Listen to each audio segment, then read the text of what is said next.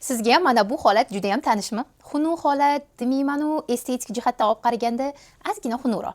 Assalomu alaykum. Bugun qorindagi izlar nimadan paydo bo'ladi? Nimaga mana bu chiziqlar paydo bo'ladi? Ularni qanaqa qilib yo'qotamiz?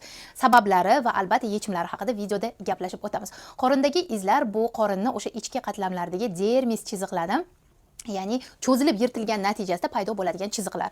Ularni ham albatta yangi qorinda paydo bo'lgan chiziqlar va eski chiziqlarga bo'linadi. Ya'ni yangi paydo bo'lgani ko'pincha to'q qizg'ish rangda bo'ladi yoki rangi nisbatan pushtroq rangda bo'lishi mumkin. Lekin avvalgi oldingi qorningizdagi chiziqlar bu oq rangda yoki sarg'ishroq rangda bo'ladi. Kommentariyaga yozing, sizda qanaqa turdagi qorindagi izlar bor. Bular o'zi nimadan kelib chiqadi? Birinchi navbatda sababi va videoni oxirigacha ko'radigan bo'lsangiz, yechimlar haqida ham ma'lumotni beraman. Birinchi sababi ko'pincha inson tez ozib, tez semirgan paytda, ya'ni tanani hajmi o'zgargan paytda xuddi shunaqangi chiziqlar paydo bo'ladi. Ikkinchi sabab esa ko'pincha homiladorlik paytida bo'ladi. Ya'ni ayollar homilador bo'lganda bilasiz, qorin va ko'krakning hajmlari kattalashishni boshlaydi, natijada xuddi shunaqangi izlar paydo bo'ladi. Uchinchi sabab bu genetika bilan bog'liq bo'lishi mumkin. Ya'ni sizni kimingizdadir xuddi shu holat bor, oyingizda bo'lgan yoki buvlaringizda bo'lgan va sizda ham bu holat qaytarilishi mumkin. To'rtinchi sabab esa noto'g'ri ovqatlanishdan. Ya'ni siz yog' plus shakar kombinatsiyasini birgalikda aralashtirib ko'p ovqatlanasiz. Ya'ni siz o'ta yog'li ovqatlanasiz. Yog'li ovqatlarning orqasidan shirin shakar tabiatli mahsulotlar, desertlar iste'mol qilasiz. Ratsioningizda o'ta ko'p shirinliklar bor va natijada semirib ketasiz, bilasiz, va bunaqangi qorindagi yog'lar va ayniqsa qoringa xuddi shunaqangi shakldagi izlar tushishni boshlaydi. Undan tashqari yana bir nechta sabablari bor. Keyingi sabab bu ayniqsa gormonlar bilan bog'liq bo'lgan holatlar. Ya'ni aynan gormonlar o'sish davrlarida yoki homiladorlik, emiziklik paytida o'ynaydi. Mana shuni hisobidan ham shunaqangi qoringa izlar tushib ketishi mumkin. Keyingi sababi esa albatta o'ta kuchli kuch mashg'ulotlari bilan, sport bilan shug'ullanish ham hattoki bu holatga sabab bo'lishi mumkin. Bilasiz, har bitta organizmda kollagen ishlab chiqariladi. Lekin kollagen ishlab chiqarilishi 30 yoshdan keyin pasayadi. Terilar elastikligini yo'qotadi. Natijada qorinda, umuman qorinda, qo'llarda, hattoki oyoqlarda, boldir orqa qismlarida ham xuddi shunaqangi izlar paydo bo'lishni boshlaydi. Ya'ni sizda kollagen ishlab chiqarilishi pasayadi. Bunga asosan bizning o'zimizning ko'pincha odatlarimiz sabab bo'ladi. Ya'ni yetarli darajada suv ichmasligimiz, ya'ni terilar quruqlashni boshlaydi. Teri elastikligini saqlash uchun bir kunda 1,5-2 litr davomida suv ichish tavsiya qilinadi. Qorindagi izlarni sabablarini ko'rib chiqdik siz bilan. Xo'sh, endi uni qanaqa qilib yo'qotamiz? Nima qilsak to'g'rilanadi? Massaj qilishni ko'pchilik tavsiya qiladi. To'g'ri, turli xildagi qoringa massajlar izlarni kamaytirishi mumkin.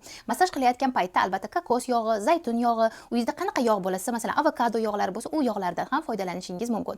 Faqatgina massaj qilishdan avval, ya'ni qorin sohasiga tegishdan avval u narsa sizga mumkinmi yoki yo'qmi? Chunki tanishib chiqish kerak.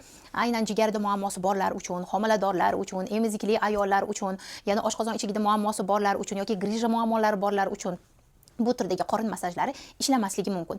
Eng to'g'ri yechim birinchi navbatda to'g'ri ovqatlanish qonun qoidasiga amal qilish va uy sharoitida turli xil skrablardan foydalanish. Men hozir sizga bitta skrab ham o'rgataman va to'g'ri ovqatlanish qonun qoidasi haqida ham ma'lumot beraman. Uy sharoitida oddiy tayyorlashingiz mumkin bo'lgan skrab. 2 osh qoshiq kofeni olasiz, ketidan 2 osh qoshiq zaytun yog'i yoki avokado yog'ini qo'shasiz. Undan tashqari bitta choy qoshiqda asalni aralashtirasiz va hammasidan skrab tayyorlaysiz. Va qoringizni, ya'ni toza qoringa surib massaj qilib skrabingizni o'sha skrabiz toki xullas toki singib ketmagungacha massaj qilasiz. 5 daqiqadan boshlab 10-15 daqiqagacha boshlang'ichda, keyin esa u maksimum 20-20 daqiqagacha ko'tarilishi mumkin. Haftada 2-3 marta xuddi shu usuldan sinaydigan bo'lsangiz ham qorindagi izlar ketadi. Lekin vaholanki qoringa massaj qilish yoki turli xildagi skrablardan foydalanish qachon sizga yordam beradi? Qachonki siz to'g'ri ovqatlanish qonun qoidasi bilan birgalikda bajarsangiz. Ya'ni ratsioningizda shakar tabiatli mahsulotlar, gazli ichimliklar, qorningizga iz tushishiga sabab bo'luvchi o'ta yog'li ovqatlar, ya'ni semirib ketasiz bu mahsulotlarni iste'mol qilgandan keyin. Mana bu mahsulotlarni kamaytirish va kunlik suv normasini 1,5-2 litr ichish, kun davomida ichish tavsiya qilinadi. Eng asosiysi barcha gormonlarni joyiga qo'yish kerak. Gormonlar qachon joyiga keladi? Qachonki siz tungi uyquni organizmga bersangiz, ya'ni bir kunda 7-8 soat tungi uyquni organizmga bersangiz, gormonlar faoliyati ham yaxshi bo'lishni boshlaydi. Turli xildagi to'g'ri lazerli terapiyalar bor, lekin bu terapiyalar insondan birinchidan vaqt talab qiladi, mablag' talab qiladi, albatta energiya ham talab qiladi. Siz massaj sentrlarga borib massaj qabul qilsangiz, lazerli terapiyalardan foydalansangiz, lekin noto'g'ri ovqatlanishda davom etsangiz, bu massajlarni organizmga foydasi bo'lmasligi va qorindagi izlar ketmasligi mumkin. Biz ko'pincha insonlar shoshamiz, tezlikda natija bo'lishini xohlaymiz, lekin vaholanki qoringizdagi izlarni tushishiga ham vaqt ketgan. Demak, bu izlarni yo'qotishga ham ozgina bir vaqt, sabr, iroda talab qilinadi. Albatta qorin mushaklarini holatini yaxshilash uchun, qorningizni razmerini kichraytirish uchun, teridagi turli xildagi o'sha oq chiziqlar, qizil chiziqlardan yo'qotish uchun siz jismoniy faoliyatga ham e'tibor berishingiz kerak. O'zingizni qiynagan holatda emas, sizga nima yoqsa o'sha narsani bajargan holatda. Teriga g'amxo'rlik qilish eng muhimi.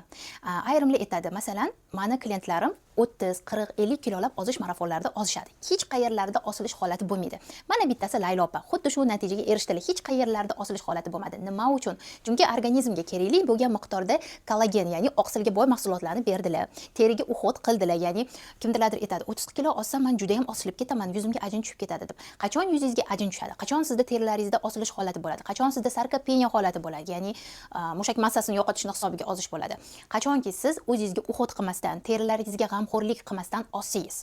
Yuzga albatta namlik kerak. Yuzga turli xildagi, masalan, kungi kremlardan foydalangan holatda yoki terilaringizga mana bu chiziqlarni yo'qotish uchun turli xildagi skrablardan, losyonlardan, yog'lardan foydalangan holatda massaj qilish, o'rashlar yordam beradi. Va albatta kunlik suv normasini, terilarning elastikligini saqlagan holatda, teri yumshoq, tabiiy holatda bo'lishi uchun, demak, u suv normasini ham ichib berish kerak.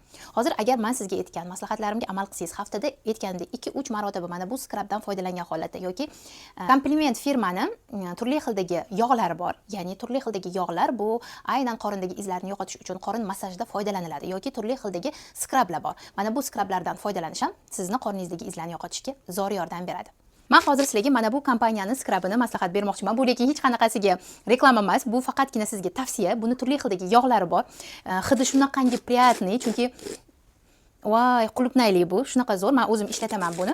Bunaqangi skrablarni uy sharoitida ham kofeli qilib, o'zingiz bemalol tayyorlasangiz bo'ladi yoki cho'ntagingizda mablag'ingiz bo'ladigan bo'lsa, kosmetika do'konlariga kirib so'rasangiz, menga yog' kerak, skrab kerak desangiz, berishadi va haftada 2-3 marta qorin massajlarini qilgan holatda qorindagi izlardan osongina qutulishingiz mumkin. Massaj qilayotgan paytda boshida ko'p daqiqa bilan boshlanmaydi, 5-10 daqiqa boshlashadi, keyin esa u narsa ko'paytirib boriladi. Va meni ozish marafonlarimda bu haqda to'liq informatsiyalar, to'liq ma'lumotlar beriladi. Tekis qorin marafonida ayniqsa bu haqda alohida to'xtalib olamiz. Agar sizga qiziq bo'lsa, Telegram kanalimni albatta kuzatib boring. Keyingi videolarda ko'rishguncha